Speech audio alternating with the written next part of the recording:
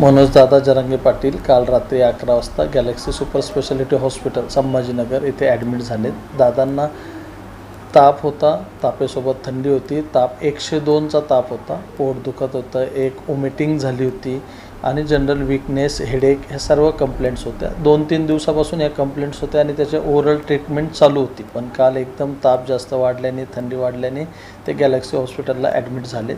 काल रात्री सर्व टेस्ट त्यांच्या पाठवल्या आहेत.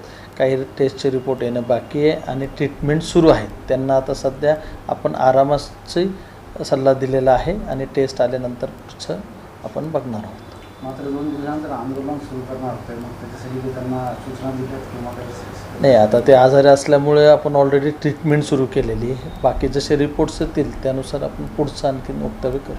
किती दिवस ॲडमिट राहणे शक्य आहे? नाही, रिपोर्टवर आपलं एक 3 ते 5 दिवसाचा अंदाज असतो. रिपोर्ट आल्यानंतर आपल्याला एक्झॅक्ट लक्षात येईल.